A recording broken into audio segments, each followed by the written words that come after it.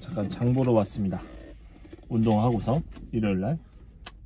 부산국제영화제 콘텐츠는 지금 한예리님 만났던 것부터 이렇게 편집하고 있어요. 왜냐면 그냥 그 장면만 따다가 편집을 하려고 했는데 그 한예리님 목소리가 잘 녹음이 되지 않은 감이 있어가지고 제대로 녹음 안 된 것 같아가지고 그래서 좀 자막을 좀 치고 있습니다. 그러니까 이번이면 좀 편하게 하려고 저기 자동 자막으로 해놓고 좀 틀리는 부분만 제가 고치려고 하는데 어쨌든 그렇습니다. 그거 한 다음에 또 다른 GV에 일단 찍었던 거 먼저 하고서 그 다음에 그 브이로그로 편집 방향을 잡으려고 해요. 좀 상당히 오래 걸릴 것 같아요. 지금은 잠깐 장 보러 왔고요. 운동 끝나고 지금은 12시가 넘어서 1시가 넘어서 지금 시간을 모르겠습니다. 시계를 다 꺼버려가지고 뭐 어쨌든 그렇습니다. 그리고 Everything Everywhere All at Once를 한번 좀 볼까 하는데 시간이 되면은 고민이에요. 내가 부산에서 요거 보고 싶었던 거를 보고 싶었는데 내가 가는 날짜랑 안 맞아가지고 못 봤거든요.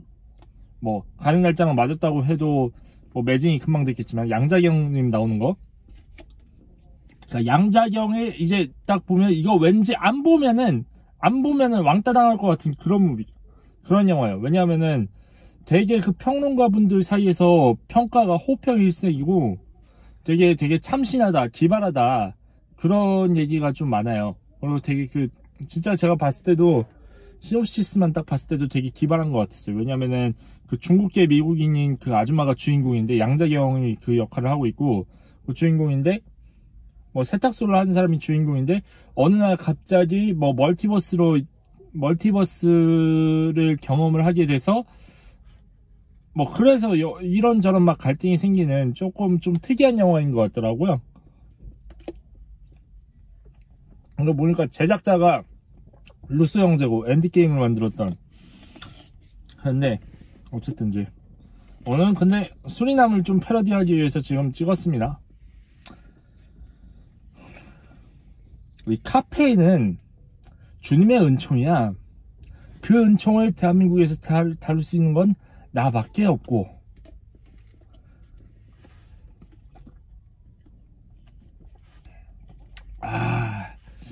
역시 콜롬비아 원두야. 성령이 충만해.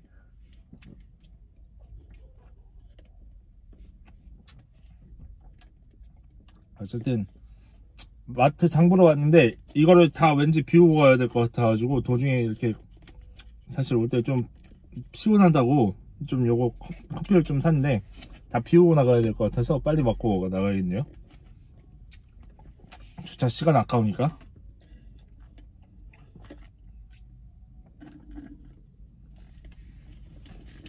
어쨌든 가장 먼저 한예리님 한테 질문을 했던 그 영상이 먼저 올라갈 겁니다. 그것만 알아두시면 돼요.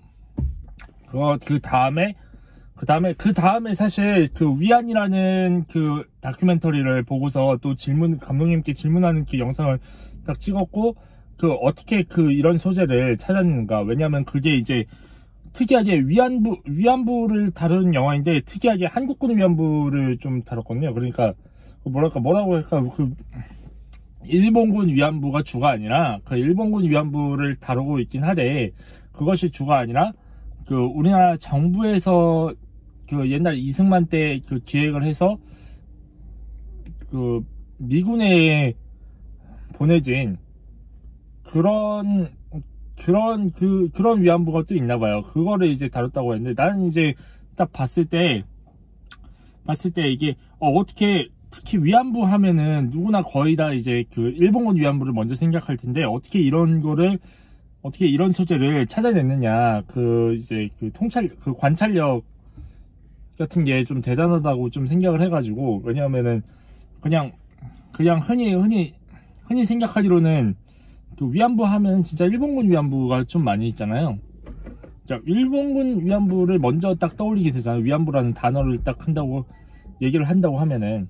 그런데 어떻게 이런 좀 큰 틀에선 알만한 데에서 조금 생소할 법한 이런 거를 찾아냈느냐.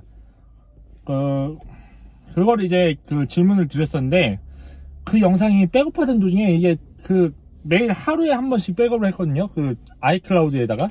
그 도중에 어떻게 날아갔나 봐요. 백업을 하면서 또 여기 그 드라이브, 그 제가 그때 그 인식이 안 된다던 그 드라이브에도 이미 그 오류 나기 이전에 백업을 했는데, 그게 그 영상이 또 사라졌더라고요. 그거 말고도 이제 몇 가지 영상이 조금 사라졌는데 좀 많이 그래서 좀 아쉬운데, 그럼에도 불구하고 몇 개 그래도 좀 GV 영상들 좀 남아있는 건 있어요. GV 영상 중에서는 그거밖에 사라진 게 없기 때문에, 그렇기 때문에 나머지 그 GV 영상들을 좀 먼저 올리고서 해야 되지 않을까 싶습니다. 그리고 이제 좀 저는 좀 가끔 주말에 언리얼 공부를 하거든요. 그러니까 언리얼 공부라고 해봤자 그 러셀님이 그 언리얼 코리아 유튜브에다가 그 만드신 그 강의를 하신 그걸 보고서 그냥 그 따라하는 정도인데, 어쨌든 그 정도라도 이렇게 딱 해가지고, 그 정도라도 딱 해서 어느 정도 기본적인 그 간단한 거는 좀 언리얼을 좀 하고 싶은 게 있거든요. 그래서 그 언리얼을 이번에 한번 한 컷 정도는 좀 사용을 해야 되지 않을까, 그 브이로그에서. 그런 생각이 들어요. 왜냐하면 이제 왜냐면 좀 더 멋있는 그 영상을 만들고 싶은 욕구도 있고, 이게 저는 이제 그 처음에 이제 브이로그에서 처음 장면을 이제 집에서 출발하는 장면을 찍었거든요. 근데 보통 그 영화 같은 데서 하면 어떤 공간에서 일어나는 일을 보여주려고 하면 그 공간을 먼저 사실로 찍어 넣은 다음에, 찍어서 넣은 다음에 그 안에서 인물들이 행동하는 모습을 이제 보여주는데, 제 집 같은 경우에는 그런 거를 찍었을 때 조금 위험할 수도 있다는 생각이 들었어요. 왜냐면 그 요즘 그 주호미님 그 뭐 강도 사건도 있고, 그 전에도 사실은 이런 거를 올리면은 사실 저희 그 가족들이 너 왜 이렇게 그렇게 집에 대한 거 그런 거 너무 막 올리냐, 그런 식으로 걱정도 많이 하시고요. 그리고 또 그 예전에도 어디 그 미국의 어떤 그 래퍼분이 이렇게 좀 돌아가셨잖아요. SNS를 어떻게 잘못했다가 그 여자친구분이, 그러니까 그 간단해요. 그 여자친구분이 그분이랑 같이 밥을 먹는데 점심에서 그 밥 먹은 거를 그냥 찍은 거예요. 밥 먹은 거를 찍어서 그냥 흔히 일상 공유하듯이 그렇게 한 건데, 그렇게 뭐 음식 하나 딱 찍어 놓고 나 오늘 남친, 그러니까 여기 그 어떤 래퍼 누구랑 같이 밥 먹고 있으면 그걸 찍었는데, 그걸 보고서 그 래퍼가 갖고 있는 금품을 노린 그 강도들이 와가지고 총으로 쐈다는 거예요. 그러니까 그런 점을 보면서, 물론 저는 이제 그 아직 유명하거나 그러진 않지만, 충분히 이제 내가 SNS에서 그냥 아무렇지도 않게 하는 행동이, 그리고 또 이제 이런 데서 나는 이렇게 재미난 콘텐츠를 만든다고 생각하고 하는 행동이 나 또는 주변 사람을 위험을 빠뜨릴 수도 있다는 생각이 딱 들더라고요. 근데 그럼에도 불구하고 영상을 자연스럽게 만들려고 하면은, 내 집에서 벌어지는 일을 딱 이렇게 만약에 한다 그러면은, 집 안에서 벌어지는 일을 찍는다 하면은 그 집 외관도 사실 보여줘야 된다고는 생각하는데, 그게 이제 연출 흐름에 딱 맞는데, 사실 뭐 옛날에 그 공부할 때도 좀 그렇게 했어요. 어떤 공간에서 어떤 일이 벌어지는 걸 한다고 하면 그 공간의 외관을 먼저 보여줘야지 관객들이 좀 인지를 할 수 있다, 자연스럽게. 그런데 그런 여러 가지를 따졌을 때, 좀 가상의 그래픽으로 가상의 내 집 모양을 먼저 보여준 다음에, 그 다음에 내 집안에서 찍은 그런 영상들을 좀 나열을 하면은, 난 나대로 내 집에 대한 그런 정보, 그런 거를 지키면서 그 영상 연출을, 흐름을, 편집을 자연스럽게 좀 할 수 있을 것 같아가지고, 그래서 웬만하면은 언리얼 공부를 조금 더 하고서 그 한 컷 정도를 좀 만들고서 이렇게 할까 해요. 그리고 또 오프닝 같은 거를 좀 어떻게 구상을 해야 되지 않을까 싶은데, 이번에 좀 특별한 이벤트인 만큼. 그런데 뭐 정 안 떠오르면 그냥 이렇게 편집해서 올리고, 오프닝이 딱 떠오르면은 무슨 뭐 타임랩스 같은 걸 이렇게 딱 해가지고, 그래가지고 거기다가 음악 같은 걸 써야 되지 않을까 싶은데, 음악은 또 어떤 걸 쓸까, 그런 거 좀 고민이 되죠.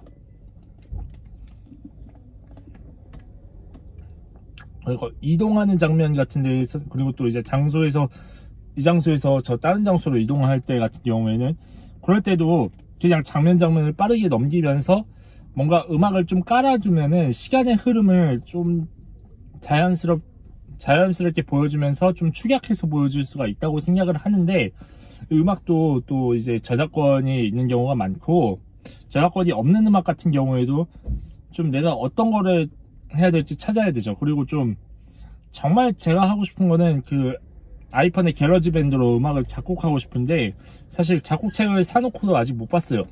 그렇기 때문에 여러 가지 고민을 하다 보면 좀 오래 걸릴 수도 있다. 주말에 좀 피곤해서 늘어지는 것도 있고,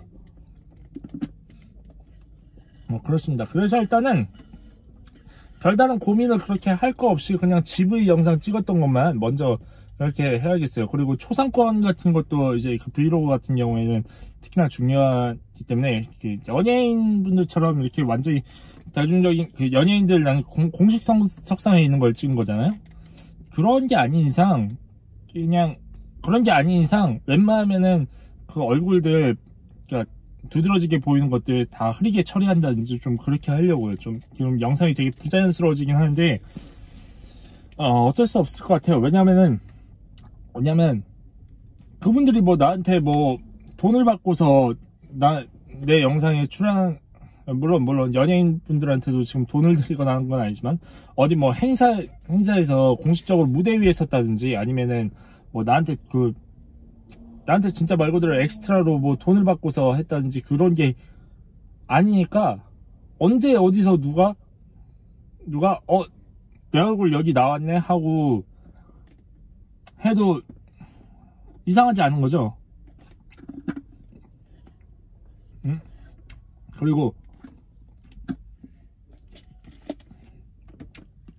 특히나 그냥 지나가는 그냥 행인들도 이제 문제가 될 수가 있지만, 완전히 지나가는 작게 찍힌 행인분들보다는 그 부스에서 행사를 진행하시는 분들 같은 경우에는, 최근에 한 분 같은 경우에는 저한테 명함을 주셨어요. 명함을 주시고 찍은 거를 조금 보내달라고 하셔가지고, 근데 그거는 이제 허락할 수가 없다, 이렇게 좀 명확하게 답을 주셨는데, 다른 분들 같은 경우에는 나중에 다 만들었는데 그렇게 딱 한다고 하면은 오히려 더 편집 수정하거나 뭐 수정하기가 힘들 수도 있고, 어쩌면은 그분들이 저한테 법적인 문제를 제기할지도 모르는 거죠. 약간 초상권 침해 이런 걸로. 뭐 정확하게 나는 뭐 벌금이 얼마다 뭐 그런 거까지는 잘 모르지만, 다시 검색을 해봐야겠지만, 흔히 벌금이라고 하면은 좀 막 몇백만 원 막 내고 막 그러잖아요. 근데 나 그럴 돈도 없고, 그렇게 문제가 되는 것도 사실 문제가 되는 거 자체가 별로 좋지가 않죠. 왜냐면 초상권이 되게 중요하다고 제가 중학생 때부터 이제 영상 찍을 때부터 이렇게 배웠었는데,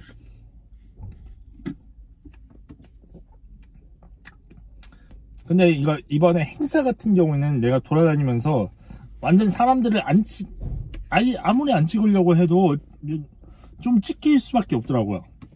그러니까 그런 부분들을 잘 편집을 해야 되기 때문에 조금 오래 걸릴 수 있다, 뭐 그런 말씀을 드리겠습니다. 어쨌든 그래서 그냥 일단은 GV를 했던 그 영상 남아있는 것만 조금 먼저 편집을 해서 선 공개를 한 다음에 브이로그를 좀 해야겠어요. 450기가 언제 다 써먹을까? 일주일에 만약에 일주일에 하루 한 개씩 올린다고 해도 어마어마하죠? 이게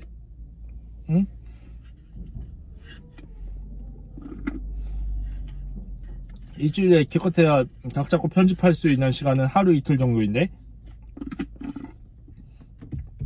왜 어마어마하죠? 어마어마해서 언제 다 올릴 수 있을지, 내가 그냥 뭐랄까 8일 저녁부터 가가지고 내가 그 폐막하는 날까지 15일까지 하고 그 다음날에 왔으니까, 그럼 사실상 16일, 거의 한 일주일치예요. 일주일치. 그거를 또 편집을 해야 된다. 하루에 한 편, 그러니까 하루 분량을 한 편이라고 치면은 그럼 한 8주 정도 8주에서 10주 정도 걸리겠네요. 아니, 쉬지 않고 한다고 했을 때. 그렇기 때문에 좀 힘들 수도 있겠네요. 그동안은 영화 리뷰 같은 거를 아예 못할 수도 있고요. 새로 리뷰하는 거 같은 경우를 아무튼 그렇습니다. 또 브이로그 같은 거는 제가 별로 해본 적이 없기 때문에 조금 더 오래 걸릴 수 있다는 점, 이런 그 여러 가지 문제의 가능성을 생각을 하면은 좀 더 오래 걸릴 수 있다는 점 참고 부탁드리겠습니다.